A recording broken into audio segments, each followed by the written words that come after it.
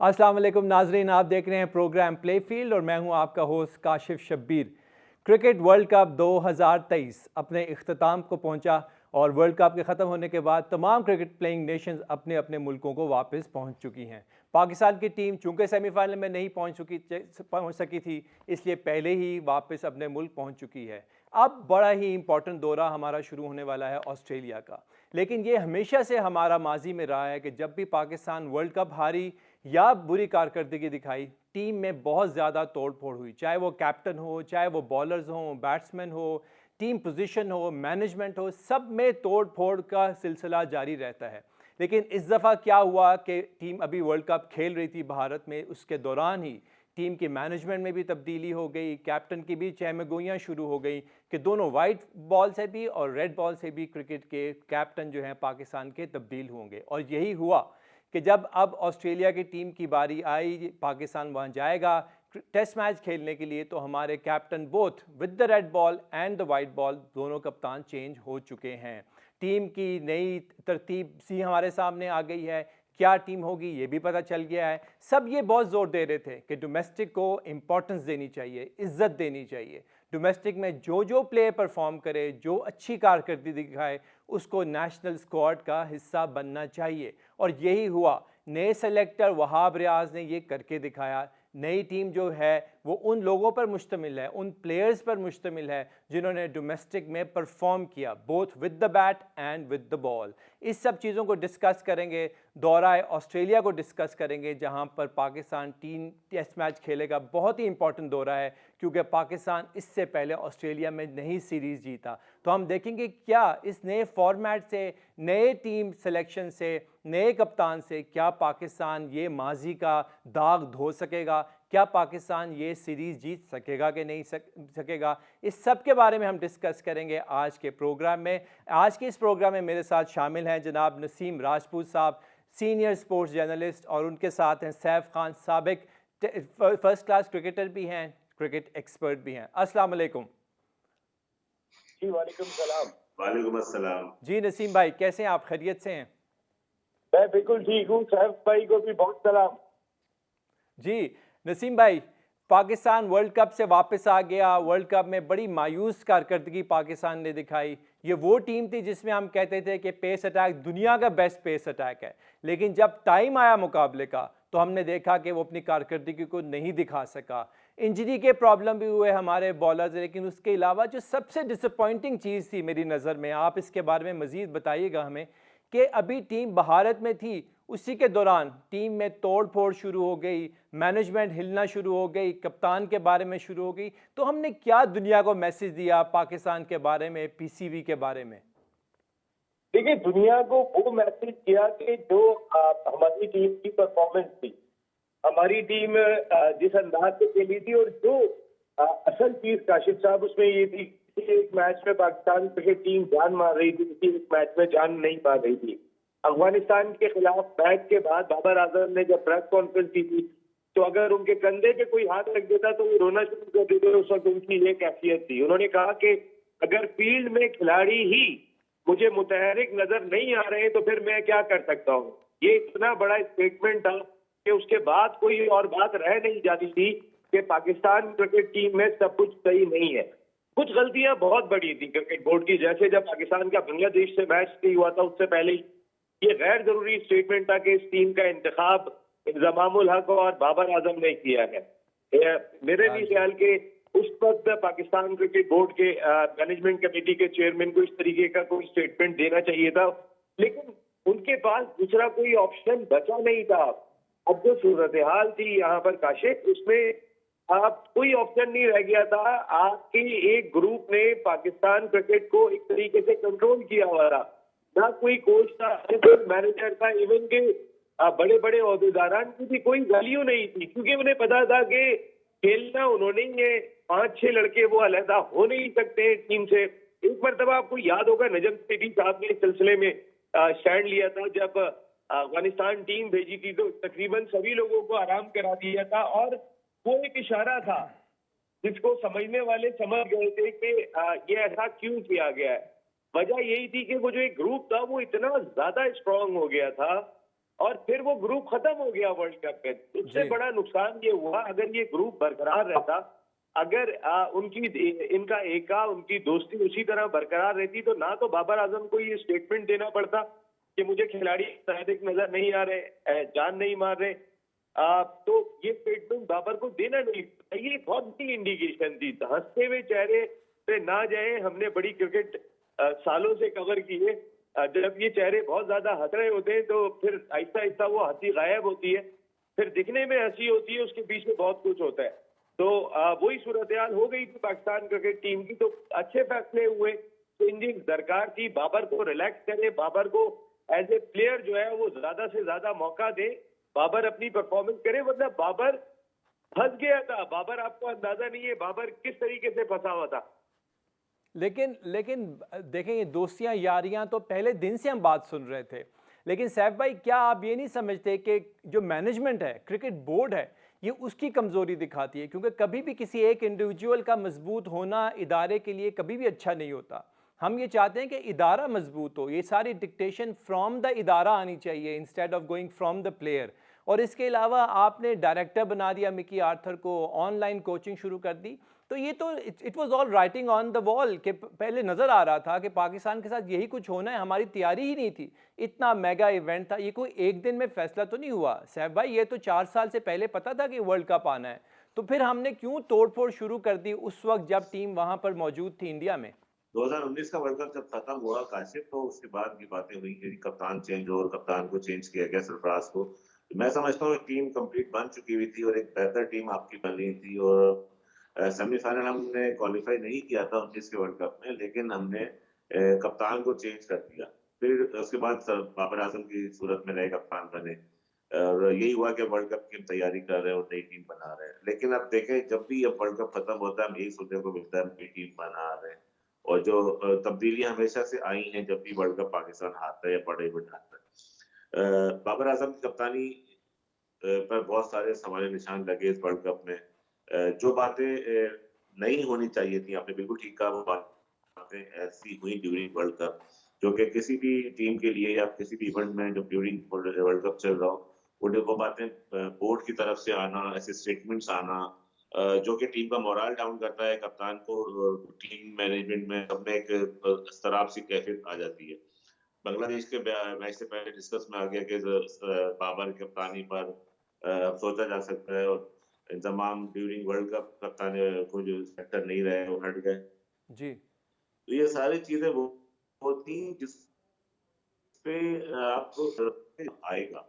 और उसके बाद प्लानिंग की बात की, प्लानिंग हमारी नहीं थी। आप वर्ल्ड कप की प्लानिंग आप वर्ल्ड कप खत्म होने के बाद शुरू करते हैं, लेकिन वर्ल्ड कप जाने शुरू हुआ से पहले 2-3 लड़के टीम में नए इंजेक्ट हुए। हसन अली का नाम नहीं था टीम में आने। बिल्कुल। फहीम अशरफ जो थे वो खेल रहे थे, वो टीम से ड्रॉप हो गए। सऊद शकील जो थे वो टेस्ट टीम में खेल रहे थे, वनडे की टीम में आ गए।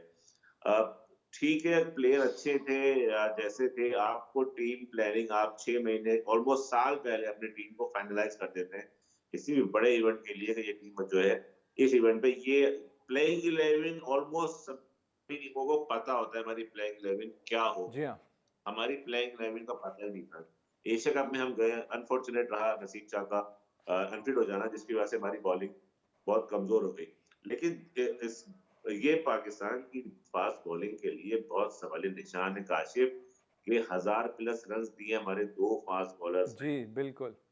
तो हमारे स्ट्राइक बॉलर जिन पे हम डिपेंड कर रहे हम्म। थे, उनको बड़ी बार बड़ी सर्किल में, मतलब शुरू के 10 ओवर्स में 3 विकेट नसीम शाह ने दी, मतलब जो कि वाकई आप इस परफॉर्मेंस पे एक्सपेक्ट नहीं कर सकते जी, कि जो कि इतना बड़ा मशहूर थे थ्रेट इस रहेगा बात पे ऐसा। कि वो शुरू में विकेटें लेंगे, वो विकेटें नहीं ले सके। आपकी बात जब बिल्कुल तक सही है। लेकिन आप जो कह रहे हैं ना कि फर्स्ट 11 का हमें पता नहीं था, मेरा तो ये ख्याल है कि हमें फर्स्ट 11 का 3 साल पहले ही पता था कि हमारी फर्स्ट 11 क्या होगी। लेकिन हमें ये नहीं पता था कि 12वां खिलाड़ी कौन होगा, 13वां कौन होगा। अगर कोई इंजर हो जाता तो फिर हम कहाँ, बी प्लान क्या है, सी प्लान क्या है, मैं वहां का उसी नहीं बात पता पे था आ रहा हमें। था, मैं काशिफ इसी बात पे आना था कि हमारे पास जो था वो बैकअप प्लान नहीं था। जी अब्दुल्ला शफीक तो 1 साल पहले टीम में आया है, उस टेस्ट में परफॉर्म किया, फिर उसको वनडे खिला दिया। सऊद शकील 6-8 महीने पहले टीम में आया है। जी, वर्ल्ड कप ये के तो स्क्वाड में नहीं था सऊद शकील। मैं यही तो कह रहा हूँ, आप जब प्लानिंग करते हैं वर्ल्ड कप की, तो वो आप उसको वर्ल्ड कप को इवेंट को देखते हुए प्लानिंग करते हैं कि या वर्ल्ड कप कब है, कौन से प्लेयर्स को हमने तैयार करना है, आपकी नजर होती है, आपकी मैनेजमेंट, आपके बोर्ड का जब तक नहीं पता होता, कंसिस्टेंसी नहीं होती हमारे बोर्ड में या हमारी मैनेजमेंट में, तो हम कैसे टीम तैयार कर सकते हैं। हमारा टॉप टू बॉटम प्रॉब्लम ही यही आ रही है जी बिल्कुल। काशिफ। हम अपनी पॉलिसी को उस हिसाब से नहीं बनाते। हम कंसिस्टेंसी बोर्ड भी जितना कंसिस्टेंसी फ्रीक्वेंट नहीं सैफ भाई, कंसिस्टेंसी नहीं बोर्ड के अंदर, मैनेजमेंट का तरीका नहीं बोर्ड के अंदर। इस चीज़ सब चीज़ों के बारे में डिस्कस करेंगे, ऑस्ट्रेलियन स्क्वाड के बारे में भी डिस्कस करेंगे। नसीम राजपूत साहब का बहुत बहुत शुक्रिया कि वो हमारे साथ मौजूद थे इस प्रोग्राम में। वक्फे के बाद आएंगे और सैफ भाई से मजीद इस बारे में डिस्कस करेंगे। बैक नाजरीन, चीफ सेलेक्टर वहाब रियाज ने अपनी ड्यूटी एज चीफ सेलेक्टर संभालने के बाद मुश्किल दौरा अगेंस्ट ऑस्ट्रेलिया के लिए टीम का ऐलान कर दिया। 18 रुकनी ये टीम है और इसमें जहां पुराने खिलाड़ी मौजूद हैं, सीनियर खिलाड़ी मौजूद है, वहां पर वो खिलाड़ी भी मौजूद हैं जिन्होंने डोमेस्टिक में परफॉर्म किया। हमेशा से हम सब ये बात करते रहे हैं कि डोमेस्टिक को जब तक रिस्पेक्ट नहीं देंगे, इज्जत नहीं देंगे और उन खिलाड़ियों को टीम का हिस्सा नहीं बनाएंगे जिन्होंने डोमेस्टिक में परफॉर्म किया, तो आपके पास नया टैलेंट ग्रूम नहीं होगा, सामने नहीं आएगा। तो इस सब चीज़ को सामने रखते हुए वहाब रियाज ने 18 रुकनी टीम का अनाउंस कर दिया है। अब ये टीम कैसा परफॉर्म करती है ऑस्ट्रेलिया में जाके, ऑस्ट्रेलिया का प्रेशर कैसे अब्जॉर्ब करती है और किस तरह पाकिस्तान के झंडे को लहराती है, ये सब वक्त ही साबित करेगा। सैफ भाई, जैसा कि हम डिस्कस कर रहे थे वक्फे से पहले इसके बारे में, तो आप क्या देख रहे हैं कि टीम की जो सिलेक्शन है, ख़ास तौर पे नए खिलाड़ियों का आना, साइम अयूब का, आमिर जमाल का, खुरम शहजाद का टीम में हिस्सा बनना, क्या ये खुशाइन बात है या ऑस्ट्रेलिया में ऐसे एक्सपेरिमेंट नहीं करना चाहिए था? नहीं, खुशाइन बात है नए प्लेयर्स का टीम में आना जिन्होंने डोमेस्टिक में परफॉर्म किया है। मुश्किल दौरा जरूर है, ऑस्ट्रेलिया का टूर हमेशा से मुश्किल रहा है, पाकिस्तान कभी जीत के नहीं आया है ऑस्ट्रेलिया से, तो एक टफ जी सीरीज है। लेकिन जिस तरह बच्चों ने, यंगस्टर्स ने डोमेस्टिक क्रिकेट में डोमेस्टिक सीजन में परफॉर्म किया है, तो खुशाइन बात है। साइम अयूब जो कि हमारा फ्यूचर नजर आता है, आमिर जमाल, फास्ट बॉलर खुरम शहजाद, मीर हमजा, इन्होंने बड़े कंसिस्टेंट परफॉर्मेंस किए डोमेस्टिक सीजन में जो भी हालिया चल रहा है, तो इन चारों जो अपनी बेहतरीन फॉर्म में भी हैं। लेकिन मैं एक बात कहूंगा कि अगर ये इनको मौका मिले तो ये अगर इन केस खुदा न खासा मुश्किल सीरीज है, अगर परफॉर्म नहीं होता किसी से तो इनको जाया ना कर दें, जी, इनको बिल्कुल असल नेग्लेक्ट इम्पोर्टेंट ना बात ही है। करें, इनको रखा जाए टीम के साथ, क्योंकि अब माजी में तो खैर ऐसा हुआ भी है ना, जिसको मरवाना हो इसका कैरियर खत्म करवाना हो तो वहां ले जाया जाता था ऑस्ट्रेलिया या वेस्ट इंडीज टूर पे, लेकिन ऐसा नहीं है। अभी आप जो बच्चे जा रहे हैं, जो यंगस्टर्स जा रहे हैं, उनको प्रॉपर मौका दें। वहाब रियाज ने सिलेक्शन किया, मुश्किल मुश्किल जहां टीम की सिलेक्शन एक मुश्किल अमल है, वहां नए खिलाड़ियों का जाना भी एक मुश्किल अमल है। तो आप क्या समझते हैं दौरा ऑस्ट्रेलिया के लिए नए प्लेयर्स का इंक्लूजन टीम के लिए कैसा बेनिफिट करेगा? ये कोई नई बात नहीं है। हमेशा जब भी ऑस्ट्रेलिया का टूर होता है तो नए प्लेयरों को चांस दिया जाता है, प्लेयर्स को, और जब अगर खुदा न खास्ता वो वहाँ फेल हो जाते हैं तो फिर उनको बाहर कर दिया जाता है। मगर बहरहाल डोमेस्टिक के परफॉर्मर हैं चारों, और इनको बिल्कुल इनका हक बनता था, इनको देना चाहिए और उनको वहां जाकर अपने आप को प्रूफ करना चाहिए कि आया उनका सिलेक्शन बिल्कुल ठीक हुआ है और वो ऑस्ट्रेलिया जैसी सख्त टीम इस वक्त जो वर्ल्ड चैंपियन है और फिर उनकी पिचेस हैं, वहां पर जाके हम खेल सकते हैं और जो परफॉर्म कर सकते हैं। मगर जी इसमें साहबजादा फरहान को भी अगर इंक्लूड कर लेते तो ज्यादा बेहतर होता कि उन्होंने जो है टॉप स्कोर भी किया, साथ में उनकी टीम ने फाइनल भी जीता। तो मैं समझता हूं कि बहरहाल जो भी हुआ है वो बिल्कुल ठीक हुआ है। और मीर हमजा हो गया, शहजाद क्या नाम है इसका, खुरम शहजाद, खुरम शहजाद भी आ गया, जी साइम अमूर। देखें साइम को जो है मुझे लगता है कि इनको 5 डे के अंदर जो है बहुत जल्दी चांस नहीं देना चाहिए था। साइम को जो है T20 और वनडे की हद तक रखते और उसके बाद जो है उसको आहिस्ता आहिस्ता ग्रेजुअली जो है ऊपर लेके आते। नो डाउट उसने डबल सेंचुरी की है 4 डे के अंदर, मगर है कि मैं समझता हूँ कि उसको जो है थोड़ा सा और रोकना चाहिए था। जी सैफ भाई, जहां पर टीम की बात हो रही है वहां सबसे बड़ा सवालिया निशान है कैप्टनसी का। सबसे बड़ा सवालिया निशान है कि हमने उस खिलाड़ी को चांस दिया दोबारा एज अ कैप्टन कि जिसने परफॉर्म माजी में नहीं करके दिया। डोमेस्टिक में उन्होंने हमेशा परफॉर्म किया, लेकिन जब हमने देखा कि वो नेशनल स्क्वाड में आए उन्होंने परफॉर्म नहीं किया। शान मसूद को देखते हुए मुझे याद आ जाते हैं मंसूर अख्तर कि डोमेस्टिक में ज़बरदस्त परफॉर्मर, नेशनल स्क्वाड में परफॉर्म नहीं करते। तो कैसा क्रूशल समझते हैं आप शान मसूद के लिए ये दौरा एज अ कैप्टन, क्योंकि captain should always lead from the front. जी बिल्कुल, शान मसूद के लिए एक बहुत ही टफ सिचुएशन होगी, क्योंकि उसके लिए एक मुश्किल सीरीज उसको मिली है, कप्तानी मिली है, तो मुश्किल सीरीज सामने खड़ी है उसके।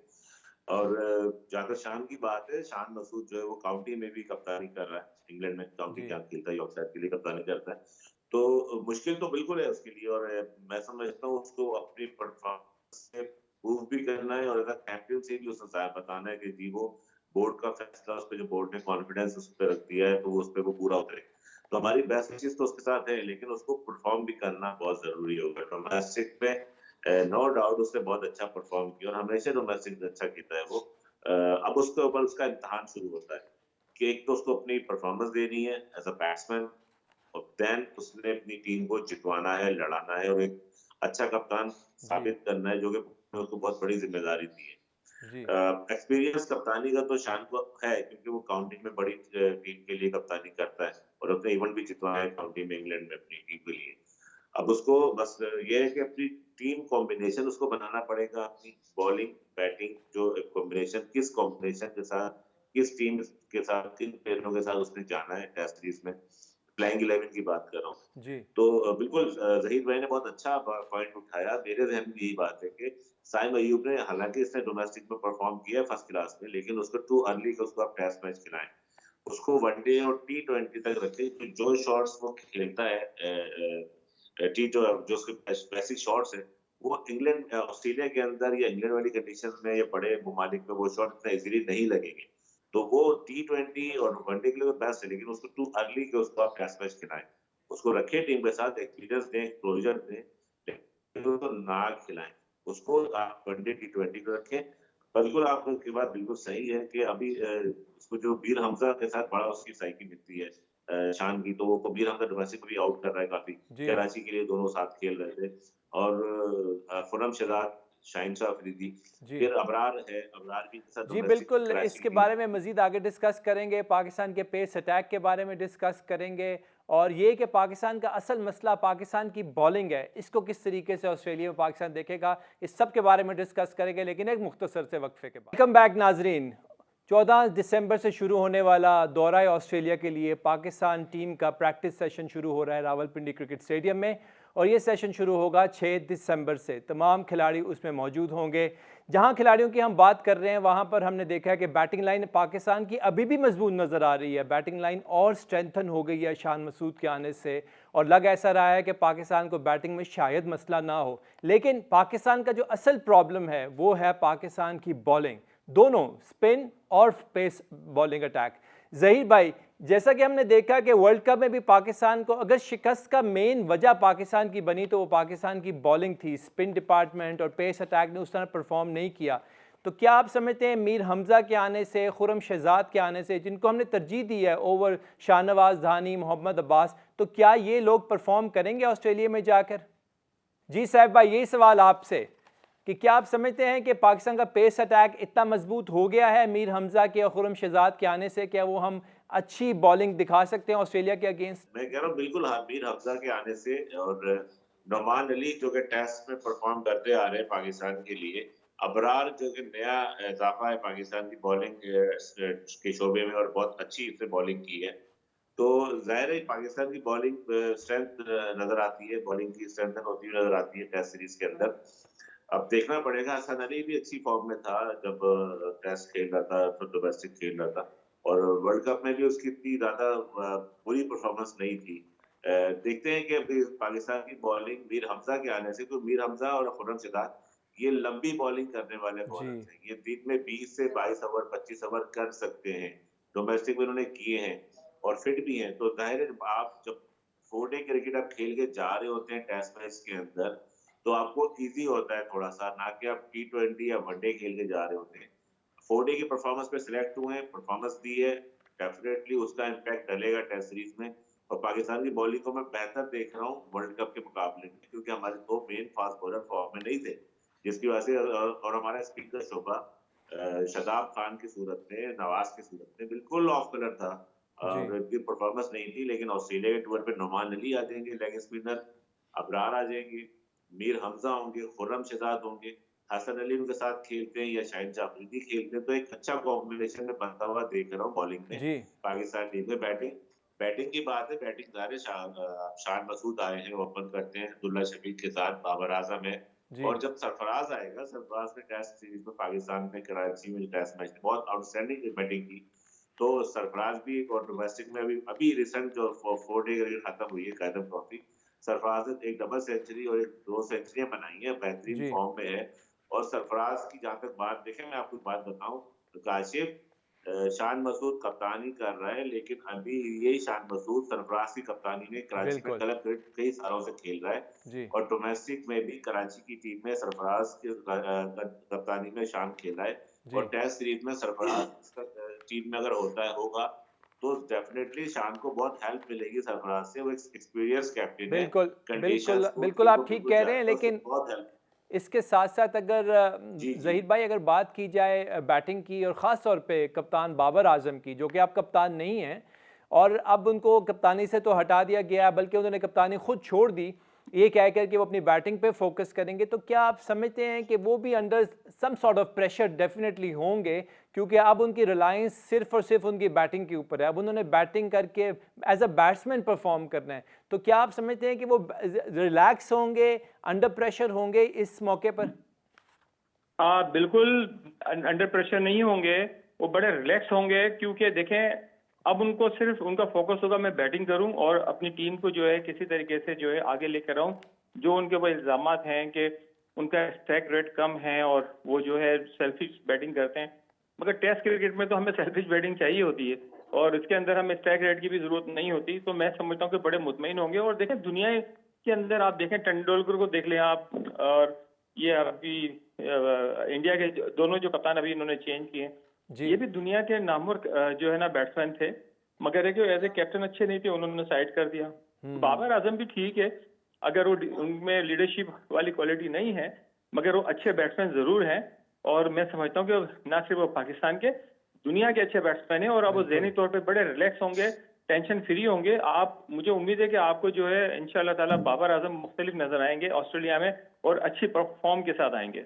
जी बिल्कुल, बाबर आजम की जहाँ बैटिंग की बात होती है वहाँ पर तो कोई दो राय नहीं है, उनकी बैटिंग के सारे मद्दाह हैं, पूरी दुनिया में खेलने वाले, देखने वाले बाबर आजम की बैटिंग के मद्दाह हैं और चाहते हैं कि बाबर आजम को एज अ बैट्समैन देखा जाए। लेकिन डेफिनेटली एक प्रेशर तो कंट्रोवर्सी का आपके ऊपर कुछ ना कुछ आ जाता है, और इतना बड़ा टूर भी है जिसमें आप सब जा रहे हैं। तो जहाँ तक बात की है ज़हीर भाई, अभी सैफ भाई बात कर रहे थे नुमान की और इब्रार की, तो ऑस्ट्रेलियन विकेट्स पर जहां पर बॉल को स्पिन भी मिलता है, बॉल को थोड़ा सा ट्रू बाउंस भी मिलता है, वहां पर नुमान अली जैसा बॉलर किस हद तक कामयाब हो सकता है? इब्रार तो हो सकता है मिस्ट्री बॉलर है, लोगों ने नहीं देखा, तो उसके चांसेस कितने आप समझते होंगे यहाँ पर?